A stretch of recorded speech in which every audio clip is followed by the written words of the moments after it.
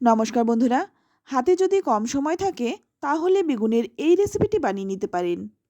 বেগুন একটা সাধারণ সবজি হলেও একটু ভিন্নভাবে রান্না করাতে এর স্বাদ ও গন্ধ হয় অসাধারণ, যেটা রুটি পরোটার সাথে খেতে দুর্দান্ত লাগে। আর সাথে তো গরম ভাত আছেই।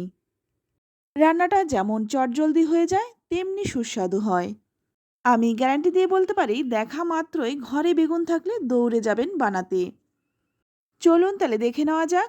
তো প্রথমেই দেখুন, এখানে আমি দুটো বেগুন নিয়েছি। তবে দুটো বেগুন দিয়ে রান্নাটা করব না, একটা বেগুন দিয়ে রান্নাটা করে দেখাবো। আপনারা আপনাদের পছন্দ মতো বেগুনটা নিয়ে নেবেন।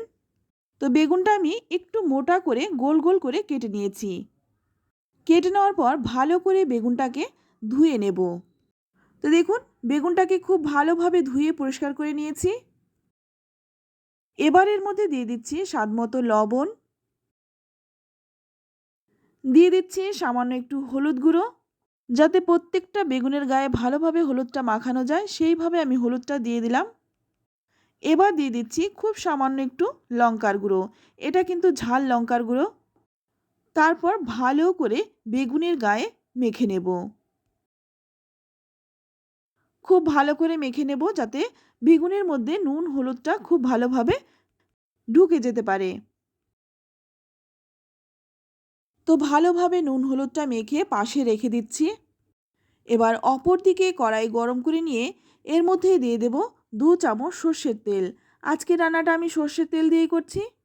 তবে আপনারা যে তেলটা খেয়ে অভ্যস্ত সেই তেলে রান্নাটা করতে পারেন। তেলটা ভালো করে গরম হয়ে গেলেই মাখিয়ে রাখা বেগুনগুলোকে দিয়ে দেব।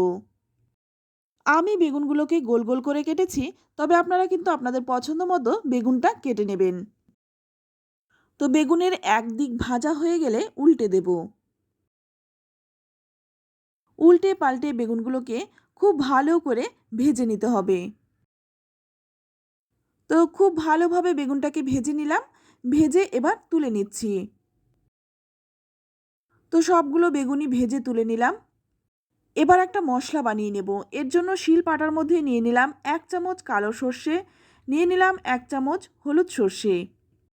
এবার এর মধ্যে দিয়ে দিচ্ছি 1 চামচ সাদা তিল। সঙ্গে দিয়ে দিচ্ছি দুটো কাঁচা লঙ্কা। ঝালটা আপনারা আপনাদের পছন্দ মতো দিয়ে দেবেন। এবার এখানে দিয়ে দিচ্ছি বেশ কিছুটা ধনেপাতা। ধনেপাতাটাকে খুব ভালোভাবে পরিষ্কার করে ধুয়ে নিয়েছি। এবার সামান্য একটু জল দিয়ে খুব ভালো করে বেটে নেব। আমি এটা শিলপাটাতেই বেটে নিয়েছি, তবে আপনারা চাইলে কিন্তু মিক্সিতেও বেটে নিতে পারেন। তো ভালোভাবে বেটে তুলে নিলাম। বেগুন কিন্তু সারা বছরই পাওয়া যায়, তবে শীতের বেগুনের স্বাদ কিন্তু সবথেকে বেশি হয়। আর এই শীতের বেগুনটাই কিন্তু অনেকেই অনেক রকমভাবে রান্না করে থাকে। তবে একবার এইভাবে রান্নাটা করে খেয়ে দেখুন, স্বাদ মুখে লেগে থাকবে। এবার এই বাটা মশলাটার মধ্যে দিয়ে দিচ্ছি 1 চামচ সর্ষের তেল। তারপর খুব ভালোভাবে মশলার সাথে মিশিয়ে নেব। তো ভালো করে মশলার সাথে মিশিয়ে রেখে দিলাম। এবার ওই বেগুন ভাজার কড়াইয়ের মধ্যেই দিয়ে দিচ্ছি আর 2 চামচ সর্ষের তেল। ফোড়নেই দিয়ে দিলাম সামান্য একটু কালো জিরে। ফোড়নটা ভাজা হয়ে গেলেই এর মধ্যে দিয়ে দিচ্ছি একটা মিডিয়াম সাইজের কুচনো পেঁয়াজ। তবে কেউ যদি নিরামিষভাবে রান্নাটা করতে চান সেক্ষেত্রে পেঁয়াজটা বাদ দিয়ে রান্নাটা করবেন। পেঁয়াজটা ভাজতে ভাজতে যখন হালকা বাদামি হয়ে যাবে তখন এর মধ্যেই দিয়ে দিলাম দুটো চেরা কাঁচা লঙ্কা। আর এই রান্নাটা একটু ঝাল হলেই খেতে বেশি ভালো লাগে।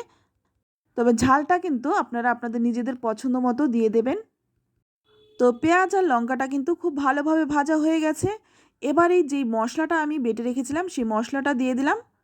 সাথে মশলার বাটিটা ধুয়ে সামান্য একটু জলও দিয়ে দিলাম। এবার খুব ভালো করে মশলাটাকে মিশিয়ে নেব। তো ভালো করে মশলাটা মিশিয়ে নিয়ে এবার এর মধ্যে দিয়ে দিচ্ছি হাফ চামচ হলুদ গুঁড়ো, দিয়ে দিচ্ছি স্বাদমতো লবণ। লবণটা কিন্তু বেগুন ভাজার সময় দিয়েছিলাম, তাই মশলার স্বাদ মতো লবণটা এখানে দিয়ে দিলাম। এবার খুব ভালো করে মশলাটাকে কষিয়ে নিতে হবে। তো 4-5 মিনিট সময় নিয়ে মশলাটাকে খুব ভালোভাবে কষিয়ে নিতে হবে। মশলাটা যখন খুব ভালোভাবে কষানো হয়ে যাবে তখন এর মধ্যে দিয়ে দিচ্ছি 1 কাপ জল। এবার জলটা দিয়ে খুব ভালো করে মশলার সাথে মিশিয়ে নেব। তো ভালো করে মশলার সাথে মিশিয়ে নিয়ে আবারও কিন্তু 2 মিনিট ঝোলটাকে ফুটিয়ে নেব। ঝোলটা যখন ফুটে একটু শুকনো হয়ে আসবে তখন ভালো করে নেড়েচেড়ে মিশিয়ে নিয়ে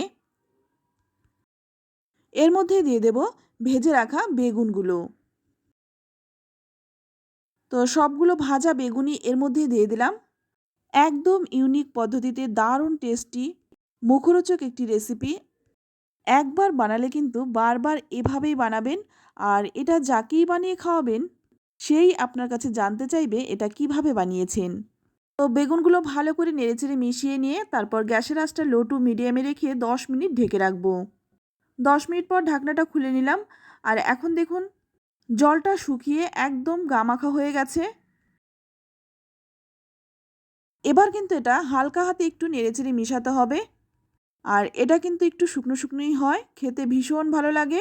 এবার নামানোর আগে দিয়ে দিলাম 1 চামচ কাঁচা সর্ষের তেল। সর্ষের তেলটা দিয়ে ভালো করে নেড়েচেড়ে মিশিয়ে নিয়ে তারপর নামিয়ে নেব। এটা গরম গরম ভাত, রুটি, পরোটা যে কোনো কিছুর সাথে সার্ভ করতে পারেন, খেতে ভীষণ ভালো হয়। আর এটা বানানোর সঙ্গে সঙ্গে কিন্তু আপনার মন মানবে না, সঙ্গে সঙ্গে কিন্তু ভাত নিয়ে বসে পড়বেন, আপনি থাকতেই পারবেন না বেশিক্ষণ। তো আমার আর বলার কিছুই নেই, আপনারা কিন্তু দেখে বুঝতেই পারছেন এটা কতটা টেস্টি হয়েছে, কতটা লোভনীয় হয়েছে। তো রেসিপিটি কেমন লাগলো অবশ্যই কমেন্টে জানাবেন, ভালো লাগলে লাইক, কমেন্ট, শেয়ার করবেন।